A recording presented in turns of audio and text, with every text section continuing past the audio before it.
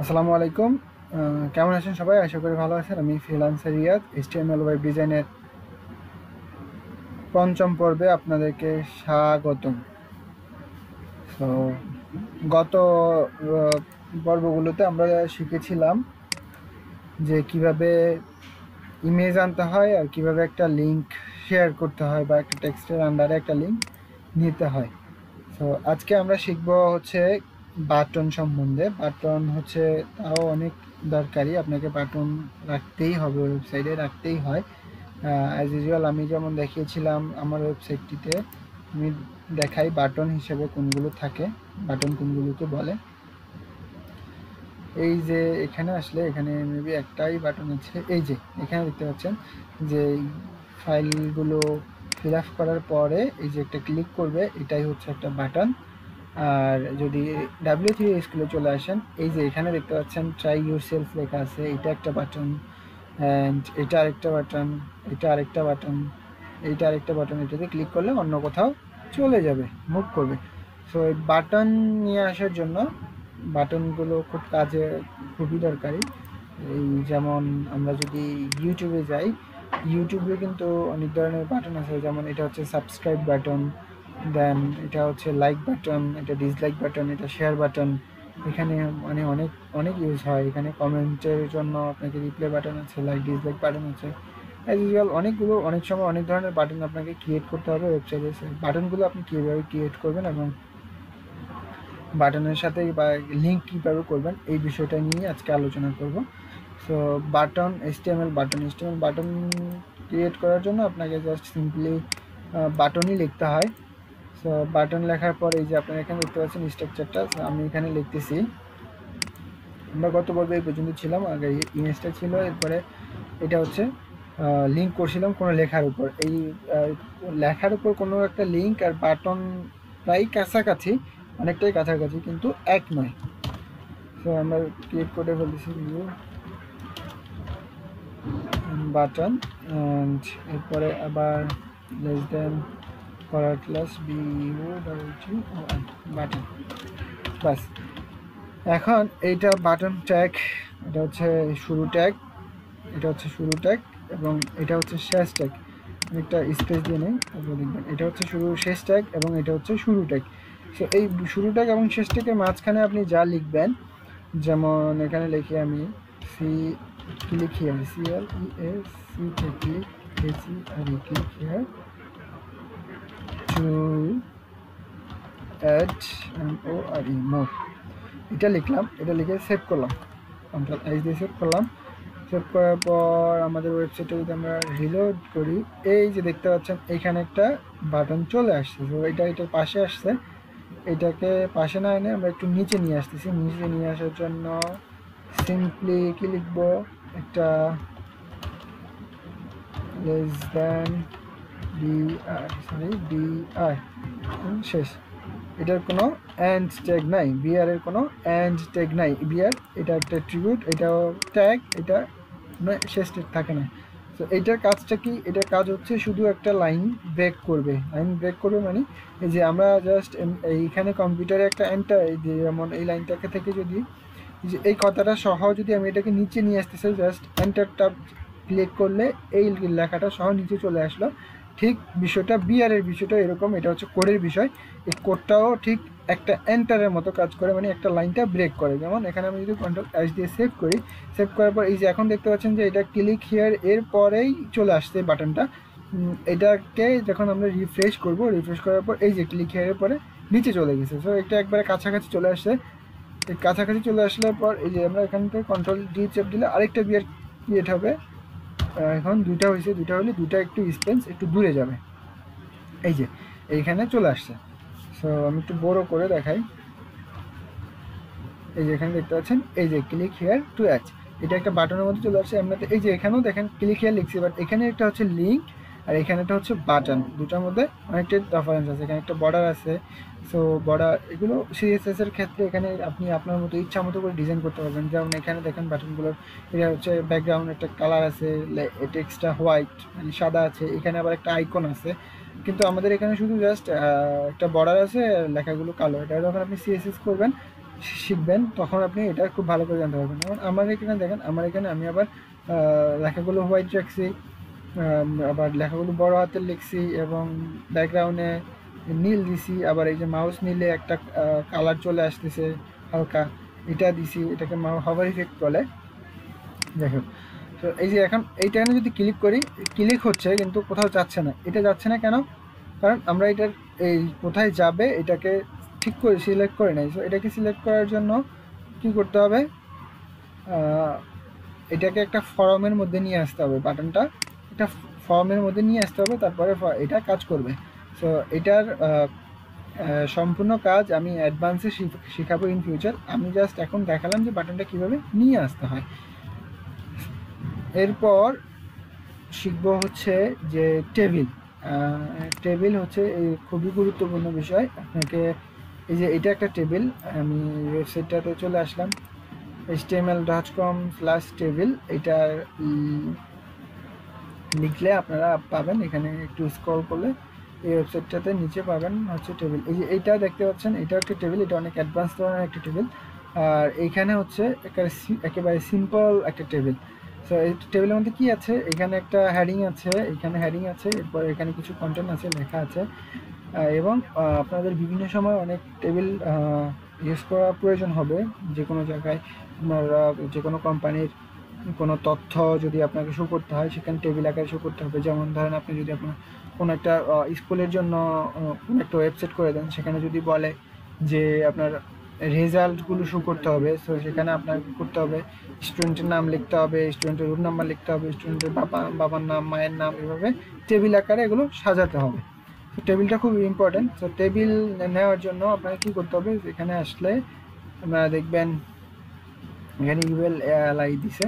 আমি জাস্ট টেবিলটা বুঝাচ্ছি। টেবিল তৈরি করার জন্য এখানে আসলে আপনারা এখানে বেসিক স্ট্রাকচারটা দেখবেন যে এই যে এখানে দেওয়া আছে সুন্দর করে। তবে আমরা এটা, আপনারা কখনই এটা কপি করবেন না। কপি না করে, এটাকে কপি করে পেস্ট করলেও এরকম ডিজাইন আসবে, কিন্তু আপনারা এটা কপি কখনই করবেন না। কপি না করে আপনারা জাস্ট লিখবেন নিজেরা, এখান থেকে দেখে দেখে লিখতে পারেন। তো আমি দেখাই দিচ্ছি কীভাবে লিখতে হয়।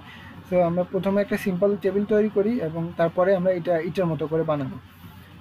সো প্রথমে একটা সিম্পল টেবিল তৈরি করার জন্য আমি জাস্ট এগুলো মুছে দেই সব, কারণ এগুলো সব আশা করি সকলেই পারবেন। আমি একদম সম্পূর্ণ কিছু মুছে দিলাম। মুছে দিয়ে জাস্ট একটা হেডিং ট্যাগ রাখি H2 এর মধ্যে, H2 অ্যান্ড H2 এখানে রাখি this is HTML5। এরপর আমরা হচ্ছে টেবিল বানাবো। টেবিল বানানোর জন্য জাস্ট লিখতে হবে আপনাকে TABLE। টেবিলের শুরু শেষ করবেন। এরপরে হচ্ছে টেবিল লেখার জন্য টেবিলের মধ্যে দুইটা ট্যাগ ইউজ করতে হয়। প্রথমত হচ্ছে টিআর হচ্ছে কোনটা, এই যে টিআর হচ্ছে আপনার এই যে এই লেখাটা বোল্ড হয়ে আছে, এটা হচ্ছে টিআর এর মধ্যে থাকবে। এই যে এইখান থেকে শুরু করে এইখানে যতগুলো কলাম আছে, এইটা হচ্ছে এই টেবিলের মধ্যে, এটা হচ্ছে কলাম, এটা হচ্ছে রো। সো টিআর পরে টিআর দিয়ে আপনাকে টিএইচ হেডিংয়ের মধ্যে যেটা থাকবে সেটা হচ্ছে টিএইচ। এখানে যদি আমরা লিখি নেম, নেম, এটা যদি সেভ করি Ctrl+H দিয়ে, তখন দেখি আমাদের কীরকম শো করে আমাদের ওয়েবসাইটে। তো সিম্পল, শুধু নেম লেখাটা চলে আসছে, আশেপাশে কিছু আসে নাই, জাস্ট এই হেডিং ট্যাগটা দিয়েছিলাম সেটা আসছে আর নেমটা আসছে। সো এই জন্য আমরা কী করবো, আরও কিছু নিয়ে আসবো, যেমন নেম, তারপরে হচ্ছে তারপরে কী করবেন, এই যে টিএইচ আছে, এই টিএইচটাকে Ctrl+C সিলেক্ট করে Ctrl+C দিয়ে কপি করবেন, কপি করে পেস্ট করবেন। পেস্ট করে নেমের জায়গায় MOTHER মাদার, আবার পেস্ট করবেন THER, আবার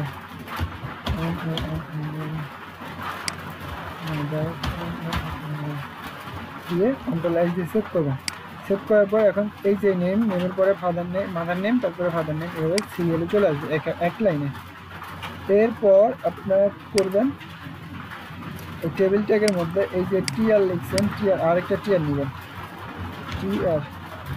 টিআর মানে হচ্ছে এক একটা রো যেখানে যে এর মধ্যে যতগুলো টি এইচ ইউজ করবেন সেগুলো হচ্ছে হেডিং মানে বোল্ড আকারে থাকবে। আর এরপরে হচ্ছে টিডি টিডি দিয়ে যদি আপনি টিডির মধ্যে আপনি লিখবেন নেম যদি লিখি রিয়াজ এটা টিডি লিখে তারপরে আপনারা এটা কপি করতে পারেন অথবা আবার লিখবেন। আমি মনে করি ফার্স্ট অফ অল আপনাকে লিখলে অনেক শিক্ষাটা খুব দ্রুত শিখতে পারবেন। মাদার্স নেম লিখি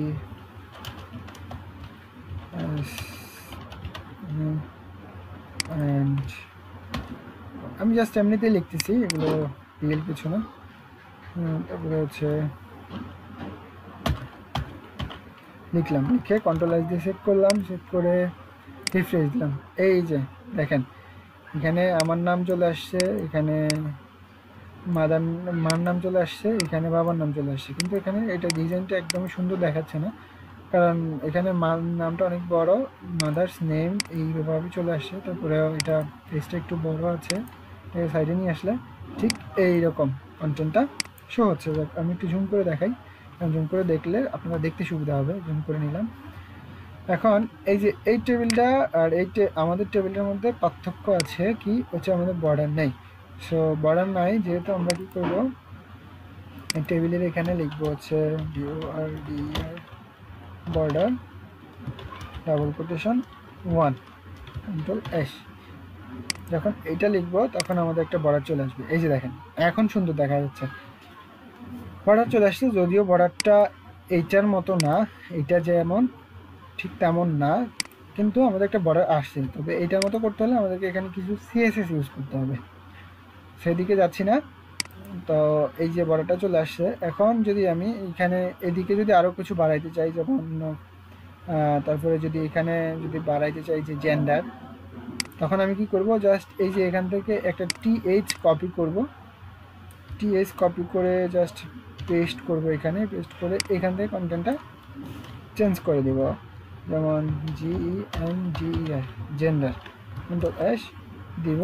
সো এখানে জেন্ডার লেখাটা আছে, কিন্তু এখানে কিছু আসে নাই। কারণ এখানে কিছু আসে নাই কেন, এখানে আসে নাই কারণ আমাদের নিচে টিডি যে ইয়েটা আছে, কলামটা আছে, সেটা এখানে কিছু নাই। তো এখান থেকে আপনারা টিডিটা কপি করবেন, কপি করে লিখে দেবেন এমএল, আবার এখানে চলে আসবে। ঠিক এইভাবে আপনি যদি নিচে আরেকটা কলাম বাড়াতে চান, তাহলে কি করবেন, এখানে তো হচ্ছে আমার একজনের নাম রিয়াজ ইনফরমেশন, তারপরে যদি আপনি আরেকজনের নাম বাড়াতে চান তাহলে কি করবেন, এইটি আর সেকেন্ড টিয়ারটা আছে না, এটাকে ধরে এই ক্লিক করলে পুরোটা সিলেক্ট করবেন, সিলেক্ট করে এখান থেকে কন্ট্রোল ডি পেস্ট করতে পারেন অথবা কপি করে পেস্ট করতে পারেন, সেটা ভালো হবে। কপি করে পেস্ট করবেন, নাহলে এলোমেলো হয়ে যেতে পারে। তো এখান থেকে আমি নাম চেঞ্জ করে দিলাম,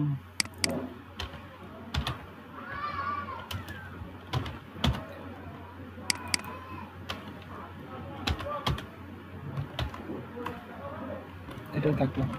কন্ট্রোল সেভ করলাম, এখান থেকে সবগুলো নাম চেঞ্জ করে কন্ট্রোল এস দিয়ে সেভ করলাম, আবার রিলোড দিলাম, আবার চলে আসলো। ঠিক এইভাবে আপনি চাইলে এদিকে এবং এদিকে অনেক আপনার ইচ্ছা মতো আপনি যতগুলো চান ততগুলোই বাড়াতে পারেন, কোনো অসুবিধা নাই। তবে এই যে ডিজাইনটা এখানে, এই লেখাটা এখানে কিছু ফন্ট ফ্যামিলি ইউজ করছে, সিএসএস ইউজ করছে, এখানে একটু ব্যাকগ্রাউন্ড আছে, এটা খুব সুন্দর দেখাচ্ছে, কিন্তু আমাদেরটা এখন এরকম দেখাচ্ছে কারণ আমরা সিএসএস ইউজ করে নিই। সো আশা করি টেবিলের ব্যাপারটা খুব ভালো করে বুঝতে পেরেছেন। এই হচ্ছে HTML এর বেসিক, এবং এগুলো আপনার যে কোনো ওয়েবসাইট তৈরি করার সময় মোস্টলি লাগবেই। আমরা কী কী শিখলাম এই শুরু থেকে বলে যাই। 3 নম্বর ক্লাস থেকে আমরা শুরু করছিলাম। প্রথমে আমরা হেডিং ট্যাগ শিখলাম, যেটা এখানে আছে। তারপরে হচ্ছে পি ট্যাগ শিখলাম, যেখানে হচ্ছে আমরা নিউজ পেপার থেকে বিভিন্ন লেখা বা এই যে আমার ওয়েবসাইটে গেলে আপনি দেখবেন এই যে আমার এখানে বিভিন্ন লেখা, তারপর হচ্ছে হেডিং ট্যাগ দিয়ে এখানে এই লেখাটা হেডিং ট্যাগ আছে। এরপরে হচ্ছে শিখলাম হচ্ছে যে কীভাবে ইমেজ নিয়ে আসতে হয়, এই যে ইমেজগুলো কীভাবে নিয়ে আসতে হয়। তারপরে শিখলাম হচ্ছে যে লিঙ্ক কীভাবে করতে হয়, কোনো একটা লেখাতে লিঙ্ক কীভাবে করতে হয় সেটা শিখলাম।